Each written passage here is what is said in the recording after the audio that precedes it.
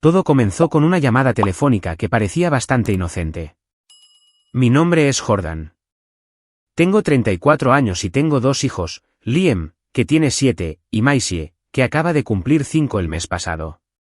Trabajo a tiempo completo como jefe de proyecto en una empresa de construcción, y mi esposa, Tara, se queda en casa con los niños, dirigiendo la caótica sinfonía que es nuestro hogar.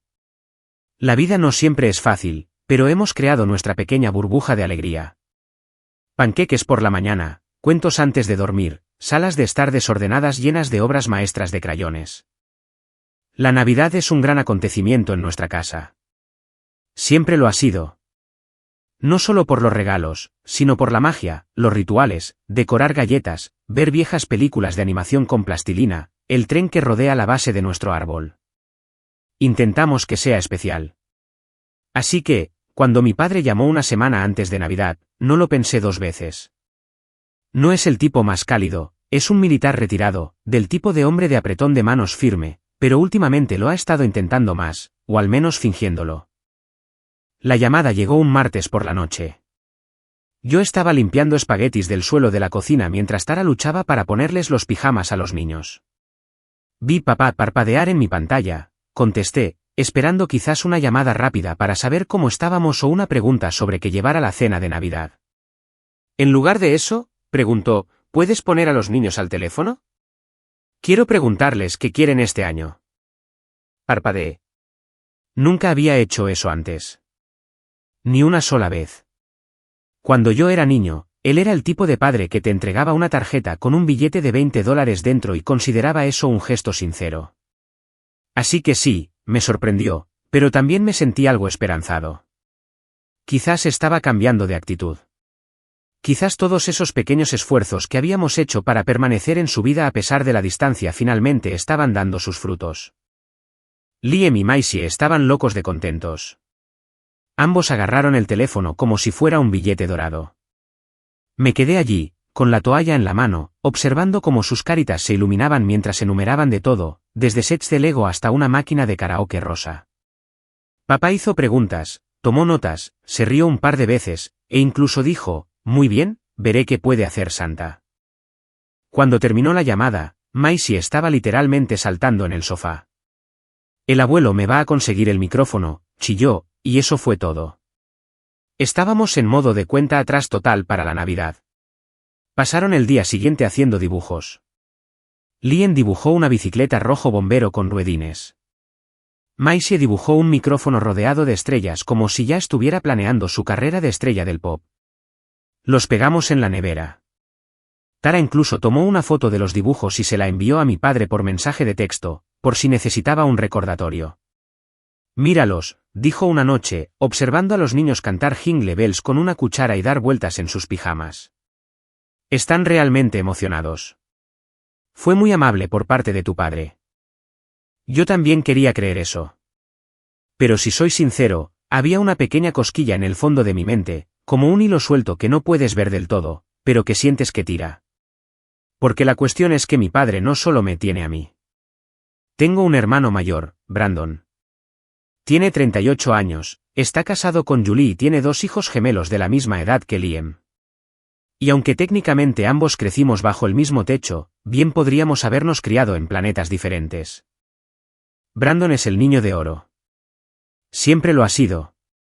En la escuela, él era el atleta estrella con las becas y los trofeos brillantes.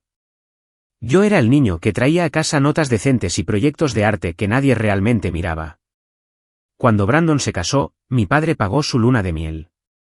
Cuando yo me casé, recibí una firme palmada en la espalda y un «lo harás muy bien». Dejé de esperar mucho de él hace mucho tiempo. Pero este año, se había puesto en contacto con mis hijos. Había hecho una promesa. O al menos así lo veían ellos.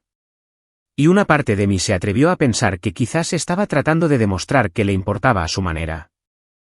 El día de Navidad llegó, nevado y tranquilo. Tara había empaquetado los regalos de Santa la noche anterior, y cargamos el coche temprano. Siempre pasamos la mañana de Navidad en casa, solo nosotros 4. Pijamas, rollos de canela, el caos habitual. Luego nos dirigimos a casa de mis padres alrededor del mediodía para la gran reunión familiar. Ha sido la tradición durante años.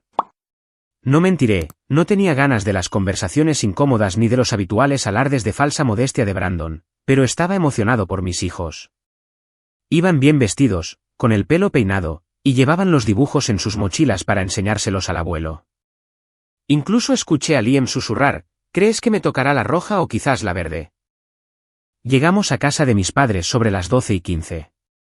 La misma casa colonial de 2 pisos en la que crecí. Luces en el porche, una corona en la puerta.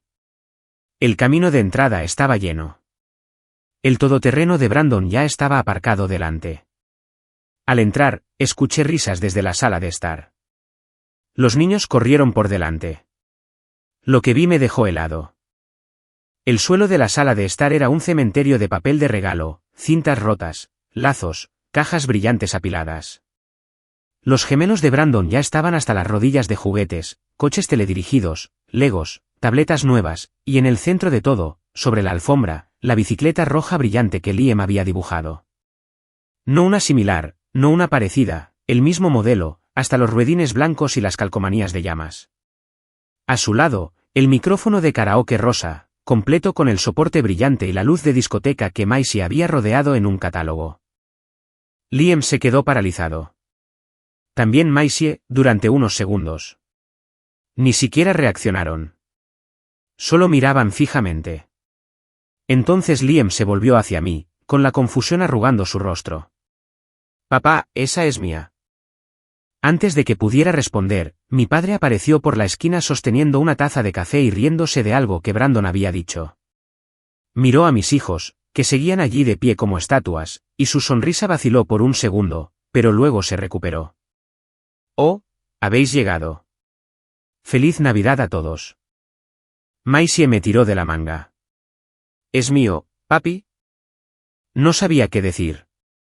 Tara se arrodilló a su lado y dijo en voz baja: «¿Por qué no vamos a sentarnos un rato en la cocina?» Su voz era tranquila, pero vi el temblor en su mandíbula. No monté una escena, no grité, no pedí explicaciones. Solo eché un vistazo a mi hermano, recostado en el sofá con un brazo sobre el respaldo, sin siquiera reconocernos, y caminé hacia el perchero. Nos quedamos exactamente 22 minutos, el tiempo suficiente para comer unos bocados, esquivar educadamente las preguntas y recoger nuestras cosas. Liam no se quitó el abrigo en todo el tiempo. Maisie apenas habló. Nadie preguntó por qué nos íbamos tan pronto. Esa noche, yacía en la cama mirando al techo mientras Tara estaba sentada a mi lado, con los brazos cruzados, susurrando. Él lo sabía. Jordan, tu padre sabía exactamente lo que estaba haciendo. No respondí. No sabía cómo. Mi mente volvía una y otra vez al rostro de Liam, a cómo cambió cuando se dio cuenta de que la bicicleta no era suya. A cómo bajó la mirada e intentó sonreír como si no importara. No dormí. No de verdad. A las 6:43 de la mañana, mi teléfono estalló. Y luego otra vez y otra vez. 17 llamadas perdidas de mi madre, de mi hermano, incluso una de mi padre. Pero ninguna de ellas importaba porque, enterrado bajo esas llamadas perdidas, había un único mensaje de texto de mi abuela. Era solo una frase y me revolvió el estómago. Miré el mensaje en mi teléfono durante mucho tiempo antes de abrirlo. Solo una línea de mi abuela, la madre de mi padre, que tiene 87 años, sigue siendo aguda como un alfiler y normalmente se mantiene al margen de los dramas familiares. Siempre ha sido callada, educada, el tipo de mujer que teje jerseys que nadie pide y hornea tartas que saben a infancia. No envía mensajes de texto a menudo, así que cuando lo hace, significa algo. Su mensaje decía: les dijeron a los niños que los regalos eran de tu padre, no de Santa. Me senté en la cama tan rápido que asusté a Tara. ¿Qué pasa?, preguntó, parpadeando. Le pasé el teléfono. Lo leyó, parpadeó de nuevo y luego susurró: tienes que estar bromeando. No, no estoy bromeando. Ni un poco. Me temblaban las manos. No exactamente de ira, sino de esa caída nauseabunda en el estómago cuando algo que ya temías resulta ser peor de lo que imaginabas. No era solo que mis hijos no hubieran recibido los regalos que les habían prometido. Era que mi padre usó sus deseos para hacer de Santa para los hijos de Brandon. Palabra por palabra, regalo por regalo, como si Liam y Maisie fueran solo un catálogo del que comprar. Y luego se jactó de ello. Le puso un lazo a todo el asunto y dijo, mirad lo que os ha traído el abuelo. Eso no fue solo negligencia. No fue solo favoritismo. Eso fue crueldad. No respondí a las llamadas perdidas. No contesté a los mensajes de seguimiento que preguntaban, ¿por qué os fuisteis tan pronto, o hicimos algo malo? Sabía que si intentaba hablar con ellos en ese momento, diría algo de lo que no podría retractarme.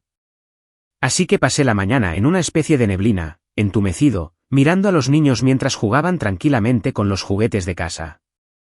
Ambos fingiendo no notar la ausencia de los regalos con los que habían estado soñando durante una semana entera.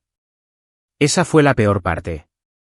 No preguntaron, no lloraron, simplemente lo aceptaron. Más tarde ese día, Tara se sentó a mi lado en el sofá mientras los niños veían una película. Se inclinó y susurró, no iremos el año que viene. Asentí. No discutimos. No lo necesitábamos. Estábamos en la misma página. Como si ambos acabáramos de firmar silenciosamente un contrato. Ni siquiera me sentí triste por ello. Solo cansado. Cansado de ser el último pensamiento. Cansado de fingir que no dolía cada vez que mi padre elogiaba a los hijos de Brandon por leer un libro mientras ignoraba el hecho de que Liam está en el programa para superdotados y Maisie ya sabe deletrear canguro al revés. Podría haber terminado ahí. Pero no fue así porque al día siguiente, Brandon me llamó. Dejé que saltara el buzón de voz. Esperaba quizás una disculpa falsa o una explicación a medias de que papá probablemente se había confundido con los regalos.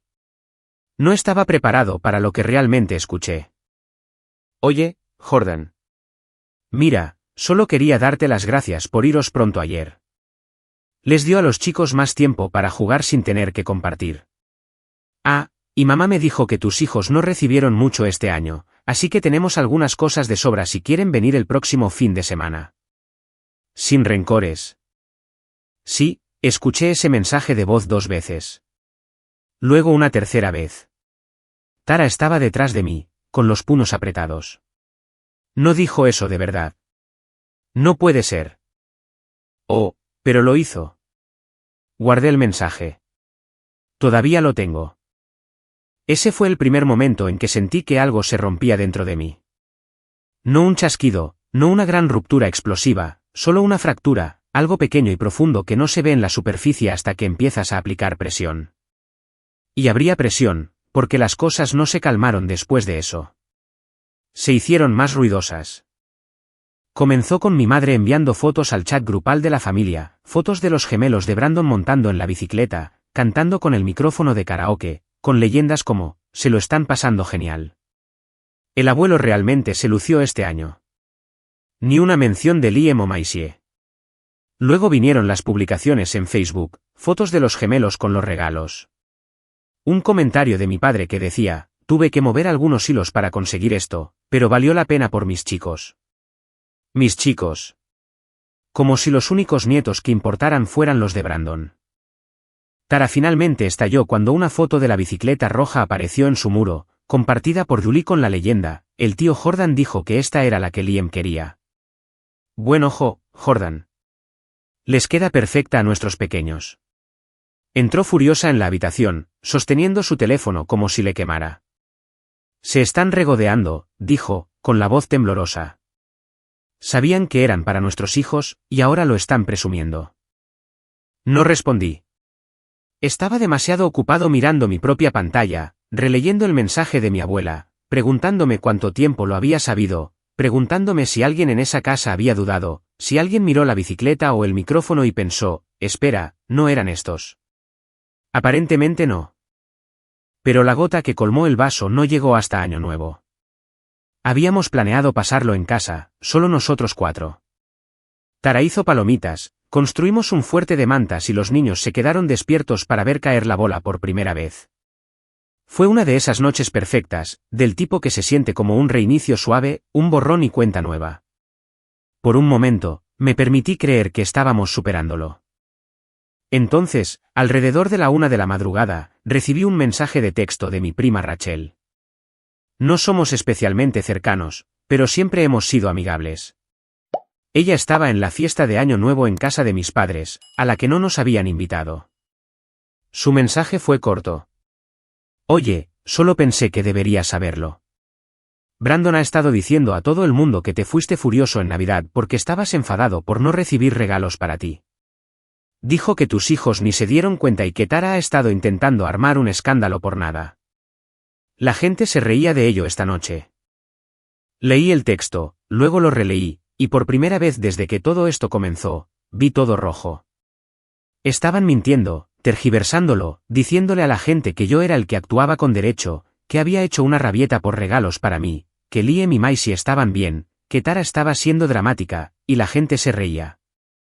No fue suficiente ignorar a mis hijos. No fue suficiente robarles su alegría. Ahora estaban reescribiendo la historia, presentándonos como los villanos.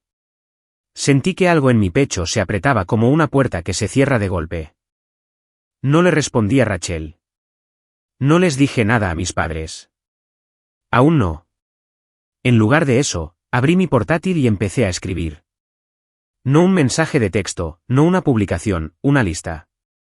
Una larga y detallada lista de cada vez en los últimos 10 años que mi familia me había tratado a mí, y más importante, a mis hijos, como ciudadanos de segunda clase. Cada cena festiva en la que nos sentaron en la mesa supletoria. Cada cumpleaños que fue olvidado. Cada vez que el nombre de Brandon aparecía en términos elogiosos mientras que el mío apenas se registraba. Cada momento que había ignorado como así son las cosas. Porque ahora lo veía por lo que era. No un descuido pasivo, sino un favoritismo activo, planeado, deliberado, cruel. Y por primera vez en mi vida adulta, no iba a encogerme de hombros. No iba a dejarlo pasar. No cuando hería a mis hijos. Especialmente no cuando intentaban convertirme en el problema. No sabía exactamente qué iba a hacer todavía. Pero sabía esto, ellos habían comenzado una historia. Yo iba a terminarla. Y cuando lo hiciera, desearían haber comprado 2 regalos más y haber mantenido la boca cerrada. Pero antes de que pudiera hacer nada, sucedió algo que lo puso todo patas arriba. Algo que hizo que todo esto, los regalos, el mensaje de voz, las mentiras, pareciera el aperitivo. Y comenzó con una carta dirigida a mi casa con la letra de mi padre. La carta llegó un jueves. Sin remitente, pero la letra era inconfundible. Mi padre escribe todo en mayúsculas, letras cuadradas y mecánicas que parecen talladas en el papel en lugar de escritas. La encontré en el buzón, entre una factura de la calefacción y un folleto de cupones. Por un segundo, pensé en tirarla directamente a la basura. Pero algo me detuvo. Tara no estaba en casa. Había llevado a Maisie a clase de ballet y Liam estaba en el suelo jugando con sus piezas magnéticas. Me quedé en la cocina y la abrí con la punta de un cuchillo de mantequilla. Una sola hoja de papel nítida, doblada una vez. Sin querido Jordan, sin firma, solo 10 líneas de frases cortantes. Tu comportamiento en Navidad fue egoísta. Avergonzaste a tu madre y montaste una escena. Brandon siempre ha cuidado de esta familia, a diferencia de ti. Te fuiste sin decir palabra.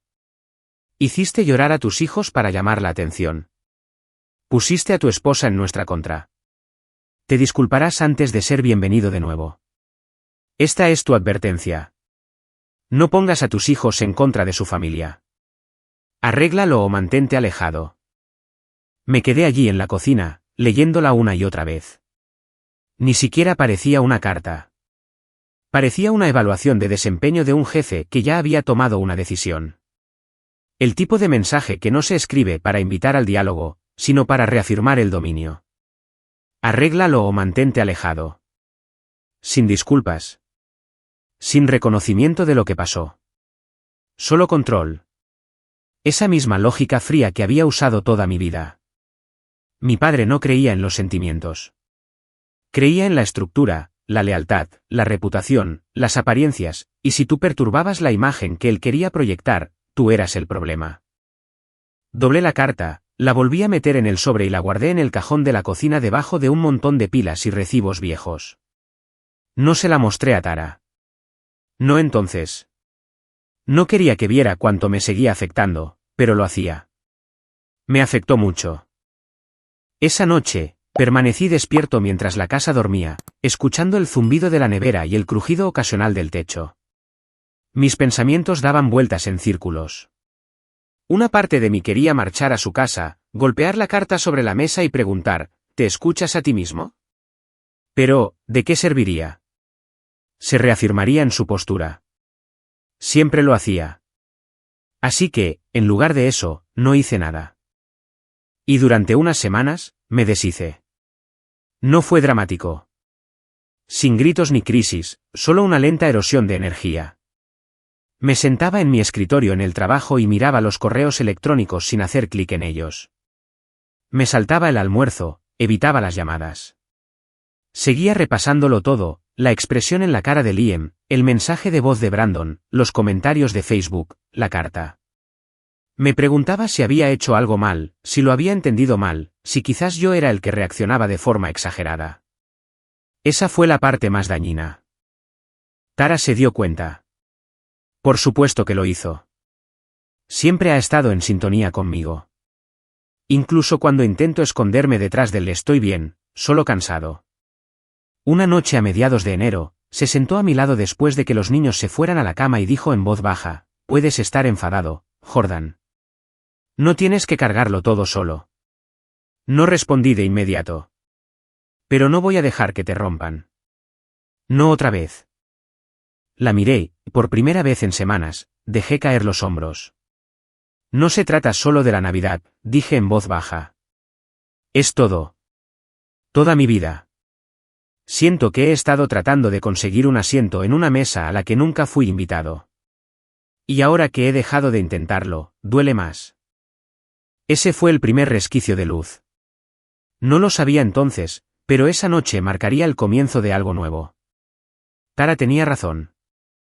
No iban a romperme, y no iba a quedarme callado, pero tampoco iba a luchar en sus términos. Iba a reconstruir a mi manera. Lo primero que hice fue bloquear el número de mi padre.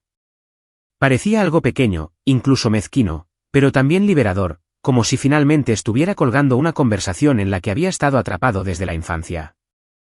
Dejé de seguir a mi hermano y a su esposa en las redes sociales. Limpié el chat grupal de la familia, archivé las fotos, moví los dibujos de Navidad de la nevera al interior del armario de mi oficina, a un lugar privado, un lugar seguro. Luego me volqué hacia adentro. Empecé a levantarme temprano de nuevo. No para el trabajo, no para las tareas, sino para mí. Saqué el cuaderno de bocetos que solía llevar antes de que la vida se volviera ajetreada, antes de los niños, antes de tener facturas y plazos y mensajes de voz pasivo-agresivos de mi padre. Empecé a dibujar de nuevo, solo 15 minutos cada mañana, pequeñas cosas, el patio trasero, mi taza de café, una foto de Liam construyendo un fuerte de mantas. Se sintió como volver a respirar. Tara se dio cuenta.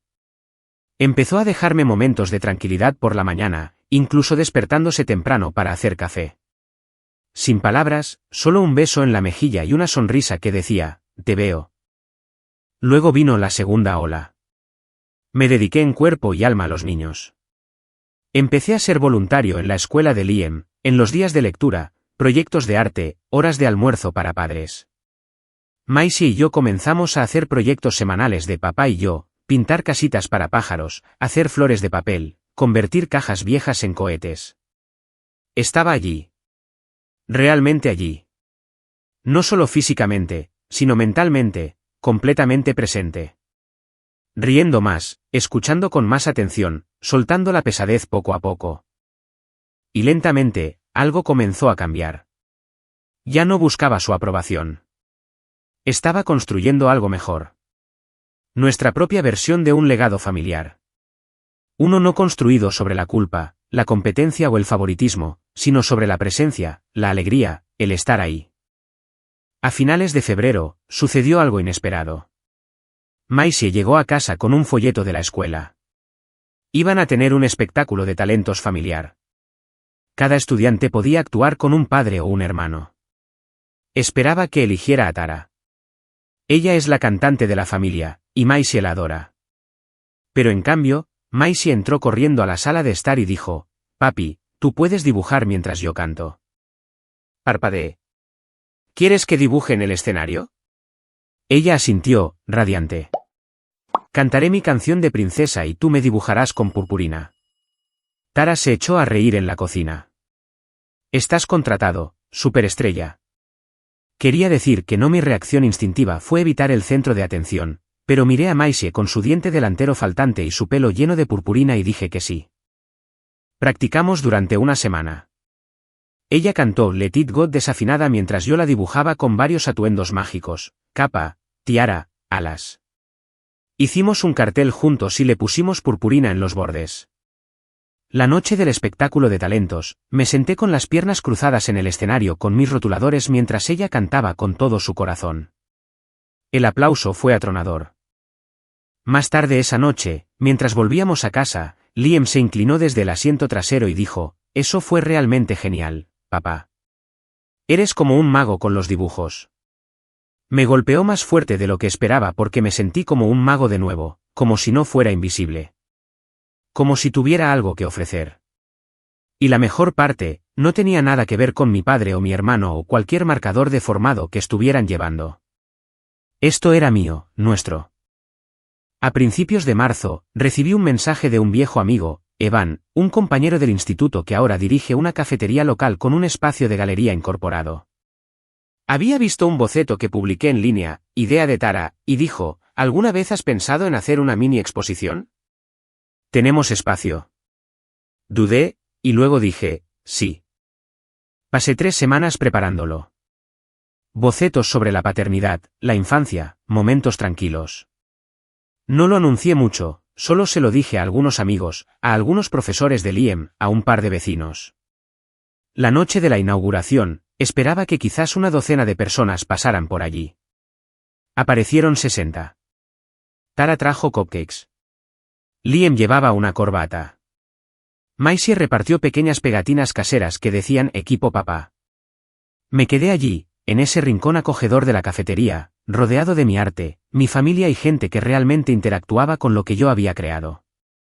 Y me di cuenta de algo. No estaba reconstruyendo. Estaba resurgiendo. Silenciosamente, constantemente, sin ruido, sin fanfarria, solo un paso a la vez. Ya no necesitaba su aprobación. No cuando tenía mi propia alegría. Pero justo cuando pensaba que finalmente había encontrado la paz, se avecinaba una nueva tormenta. Porque aparentemente alguien más había visto las fotos del espectáculo de talentos, de la galería, de nuestra pequeña vida. Feliz, completa y sin ser tocada por su drama, y no les gustó. Ni un poco. El siguiente paquete no llegó por correo. Llegó por mensajero, entregado en mano, con acuse de recibo. Y cuando lo abrí, había un documento dentro, doblado cuidadosamente, con la etiqueta Petición de derechos de visita de los abuelos. El nombre de mi padre estaba en la parte superior, y los nombres de mis hijos estaban en la parte inferior. Se me helaron las manos, se me oprimió el pecho, y en ese momento, todo lo que había reconstruido, todo lo que pensé que había dejado atrás, se vino abajo de nuevo. Porque ahora ya no se trataba solo de mí. Venían a por mis hijos. En el momento en que vi sus nombres, Liam y Maisie, impresos en ese documento legal, algo antiguo y visceral se agitó dentro de mí. Mi pecho se oprimió, no con miedo, sino con una especie de claridad furiosa que no había sentido en años. Era el tipo de claridad que obtienes cuando te das cuenta de que no hay más huida, ni más evasión, ni más esperanza de que las cosas se arreglen por sí solas. Ya no intentaban hacerme volver a la sumisión con culpa. Estaban intentando forzar su entrada en la vida de mis hijos legalmente, y ese iba a ser el último error que cometerían. Me quedé en el pasillo sosteniendo ese papel durante lo que parecieron horas. Ni siquiera me di cuenta de que me temblaban las manos hasta que Tara entró y me vio allí de pie como un fantasma. «Jordan», preguntó, acercándose lentamente. «¿Qué es?» Le entregué el sobre sin decir palabra. Lo leyó una vez. Luego otra vez. Se quedó con la boca abierta. «Nos están demandando», susurró. «Por los derechos de visita». Asentí, con la mandíbula tan apretada que dolía. Ella levantó la vista, con los ojos muy abiertos. ¿De verdad creen que pueden hacer esto? No respondí. No podía. Mi mente ya estaba corriendo a través de líneas de tiempo, escenarios, estrategias. Siempre he sido un planificador. Pensar demasiado es mi modo por defecto. Pero esto no era la habitual espiral mental de ansiedad. Esto era diferente, más agudo, más enfocado. Porque si querían ir a la guerra, finalmente estaba listo para luchar. Pero no iba a lanzar golpes a ciegas. Iba a preparar el escenario. A la mañana siguiente, preparé café, me despedí de los niños con un beso y los dejé en la escuela como si fuera un día cualquiera. Luego conduje directamente a un pequeño bufete de abogados en el centro que un amigo del trabajo me había recomendado. No llamé antes, simplemente entré, con los papeles en la mano, y dije, necesito hablar con alguien que sepa cómo manejar una petición de visita maliciosa. La recepcionista levantó una ceja y dijo, eres el tercero este mes. 10 minutos después, estaba en una pequeña oficina con una mujer llamada Claudia Langford, de unos 40 y tantos, traje elegante, mirada más elegante aún. No perdió el tiempo con charlas triviales. Leyó la petición en silencio, asintió una vez, luego me miró y dijo, no tienen un caso, pero no solo vamos a defendernos. Vamos a pasar a la ofensiva. Me incliné hacia adelante. Es decir, documentamos todo. Cada ofensa, cada incidente, cada instancia de negligencia o daño emocional. Cuanto más podamos demostrar que la presencia de tu padre es perjudicial, no solo innecesaria, más fuerte podremos contraatacar. Y una vez que hayamos terminado de contraatacar, nos aseguraremos de que nunca vuelvan a intentar algo así. Me gustó de inmediato. Así comenzó la siguiente fase de mi vida, la operación documentación. Durante 2 meses, me convertí en un coleccionista silencioso. Correos electrónicos, mensajes de texto, mensajes de voz, capturas de pantalla de publicaciones de Facebook. Ese mensaje de voz sarcástico de Brandon, lo tenía. Las fotos de Navidad donde los deseos de Liam y Maisie fueron reempaquetados para los hijos de otra persona, guardadas. La carta, fotocopiada, anotada. Las historias de Rachel y mi abuela, escritas, con fecha y hora, notarizadas. Pero no me detuve ahí. Me puse en contacto con gente con la que no había hablado en años. Mi prima Olivia, que una vez me contó que Brandon la metió en problemas en una reunión familiar y me echó la culpa a mí. Mi tía Sherry, que siempre me apartaba discretamente en las bodas para susurrar, tu padre siempre ha sido más duro contigo. Incluso una antigua vecina que solía cuidarme y vio de primera mano cómo mi padre trataba a sus hijos de manera diferente. Cada uno me dio una pieza del rompecabezas. Y con cada pieza, la imagen se aclaraba. Esto no era un malentendido. Esto era un patrón. Toda una vida de amor condicional, afecto retenido, manipulación y control. Tara, por su parte, era una fuerza de la naturaleza. Escribió líneas de tiempo, cotejó calendarios antiguos, encontró los recibos de cada vez que pagamos nuestros propios viajes a eventos familiares mientras que los vuelos de Brandon estaban cubiertos. Hizo una hoja de cálculo de los regalos de cumpleaños, los nuestros contra los suyos. La diferencia no era solo emocional, era cuantificable. Incluso investigamos los eventos escolares. Resulta que mi padre había asistido a las ferias de ciencias y recitales de danza de los hijos de Brandon. Ni una sola vez se había presentado por Liam o Maisie. Ni una sola vez había preguntado. El equipo de Claudia compiló todo en una única y aterradoramente detallada carpeta titulada Historia de daño. Cuando la hojeé, sentí que estaba mirando un caso de estudio. Solo que no era la historia de un extraño. Era la mía. Pero no nos detuvimos solo en la defensa. Porque mientras escarbábamos en el pasado, se presentó una oportunidad en el presente. Una tarde, recibí un mensaje de mi abuela. Solo 3 palabras. Él no sabe. La llamé de inmediato. ¿Qué es lo que no sabe?, pregunté. Ella dudó, luego dijo, que lo dejé fuera de mi testamento. Parpadeé. ¿Qué hiciste? Lo cambié el año pasado después de Navidad.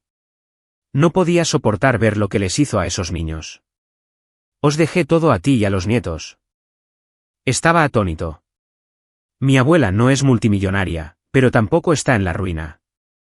Es dueña de su casa, tiene un buen colchón de ahorros y, lo más importante, todavía posee la cabaña familiar del lago. La misma cabaña que mi padre ha estado presumiendo que heredaría durante años. Él cree que es suya, dijo. Ha estado planeando reformas.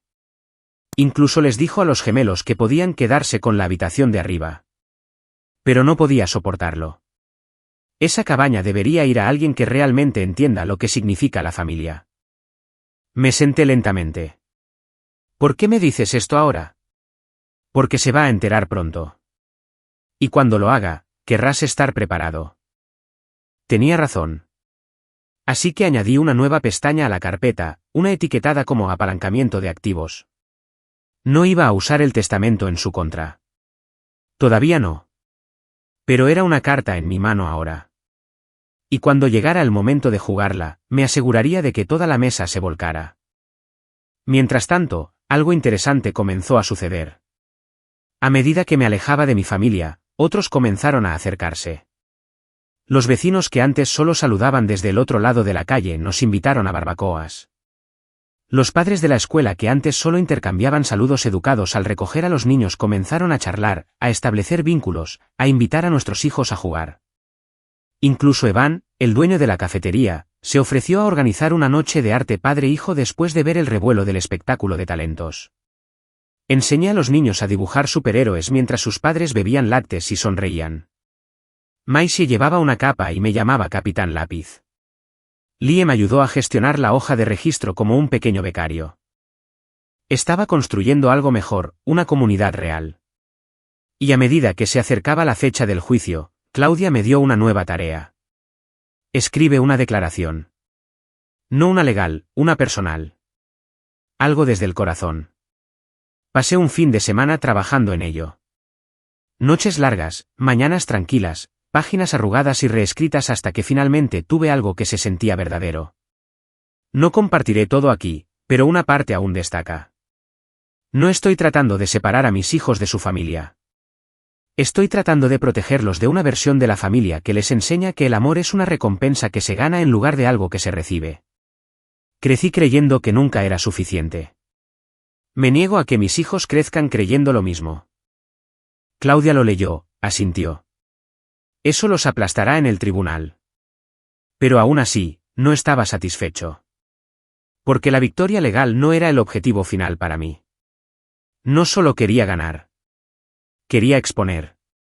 Quería que cada mentira que habían contado sobre mí, cada media verdad, cada manipulación, cada vez que intentaron pintarme como el hermano inestable, celoso y amargado, se desmoronara bajo el peso de la verdad. Así que hice un último movimiento. Creé un sitio web privado, protegido con contraseña, solo por invitación, solo para la familia. Era limpio, profesional, titulado simplemente, para que conste. Dentro, publiqué todo. No diatribas, no acusaciones, hechos. Capturas de pantalla, fotos, mensajes de voz, desgloses de la línea de tiempo, declaraciones de personas que sabían la verdad, vídeos de Liam y Maisie llenos de alegría en la vida que habíamos construido, una galería de las obras de arte de la exposición de la cafetería, una comparativa de los regalos de Navidad, la carta, los papeles de la visita, el cambio en el testamento, redactado pero claro. En la parte superior, escribí, no tienes que creerme, solo tienes que verlo. Y luego se lo envié a todos. Tías, tíos, primos, incluso a la esposa de Brandon. Luego esperé. Por primera vez en mi vida, ellos estarían a la defensiva. Porque la verdad ya no era algo que guardaba dentro. Estaba ahí fuera ahora. Y les gustara o no, la narrativa había cambiado. Ellos habían comenzado esta guerra. Pero yo había pasado toda mi vida preparándome para el día en que dejaría de jugar a la defensiva. Y en el momento en que comenzara esa audiencia judicial, no entraría como la oveja negra. Entraría como el lobo que nunca vieron venir. 3 días antes de la audiencia, mi teléfono sonó mientras esperaba en la fila para recoger a los niños de la escuela. Número desconocido. Casi lo ignoro. Probablemente una llamada automática o un último intento desesperado del abogado de mi padre para discutir los términos. Pero algo me dijo que contestara. Jordan. Era Rachel, mi prima, la que me había advertido por primera vez sobre las mentiras que Brandon estaba difundiendo en la fiesta de Año Nuevo. No había sabido nada de ella en semanas. Hola, dije con cautela. ¿Qué pasa? Sonaba alterada. Necesitas ver algo, pero no lo has conseguido de mí. Vale. Una pausa, luego un suspiro. Revisa tu correo electrónico. Te he reenviado capturas de pantalla del antiguo chat grupal de Julie. Lo dejó abierto en su iPad durante una cita de juegos. No sé si fue a propósito, pero vi tu nombre. Se me apretó el estómago. ¿Qué tipo de chat grupal? El que tiene con los amigos de la Universidad de Brandon y algunos de sus compañeros de trabajo. Han estado bromeando sobre el caso de las visitas, burlándose de tus hijos. Y su voz bajó. Brandon admitió algo sobre los regalos, sobre la Navidad.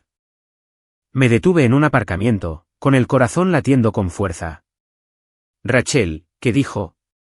Se jactó de que le dijo a tu padre que consiguiera los regalos de los niños para sus hijos como venganza por estar siempre en segundo lugar.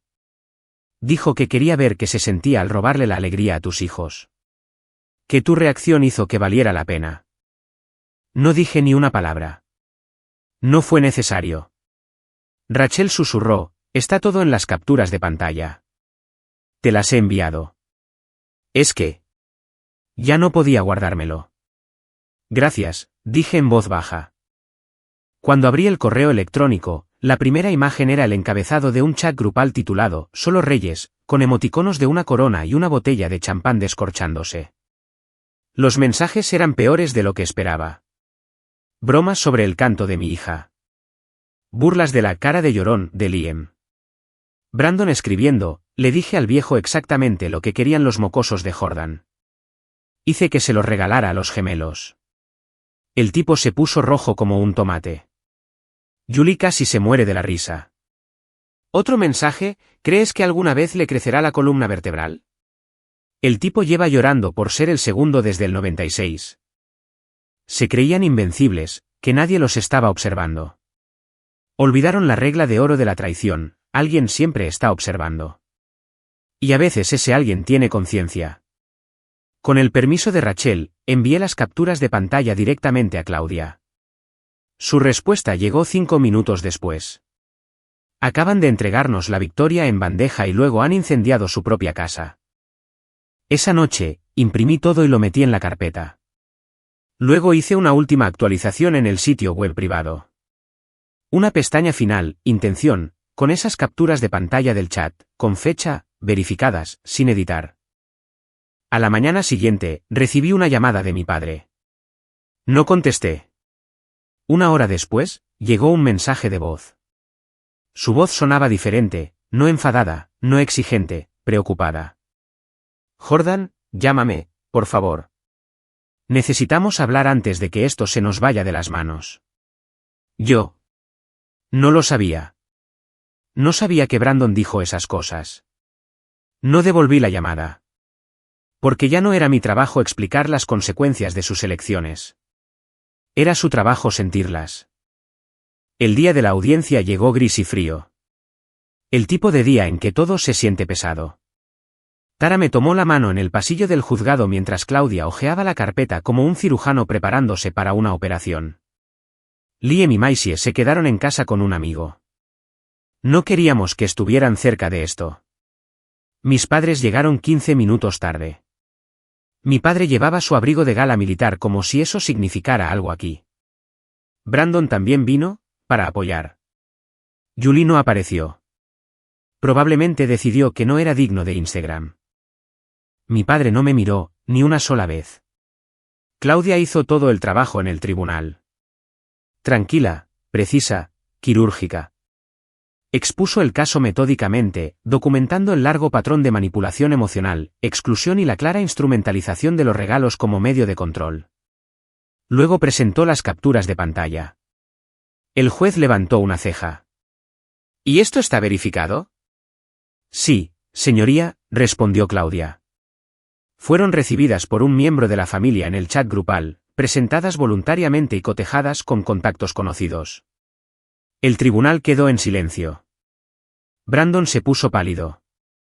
Mi padre finalmente me miró, pero yo no me inmuté. Claudia cerró con nuestra declaración, la misma que había escrito semanas antes, la que decía, me niego a que mis hijos crezcan creyendo que el amor es un premio que tienen que ganar. El juez no deliberó mucho. Petición denegada. Sin visitas. Sin derechos concedidos. El juez incluso añadió una nota sobre el potencial daño psicológico debido a la malicia demostrada. Se había acabado. O eso pensaba. Mientras nos levantábamos para irnos, Brandon cometió un error. Uno final. Dijo con desprecio, lo suficientemente alto como para que yo lo oyera, espero que disfrutes de la cabaña de la abuela, perdedor. Nunca serás él. Fue entonces cuando lo supe. Aún no lo sabía. Me giré lentamente. En realidad, dije, tranquilo y en voz baja. Ya lo he hecho.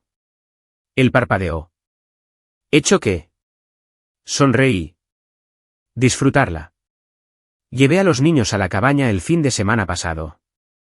La hoguera funciona genial. También arreglé el muelle. La cara de Brandon se contorsionó. Estás mintiendo. Mi padre se volvió hacia mí, con la boca ligeramente abierta. ¿Qué cabaña? Tara me rodeó con su brazo. Ella cambió el testamento. Hace un tiempo. Miré a mi padre. Le dijiste a Brandon que podía remodelarla. Elegir una habitación arriba.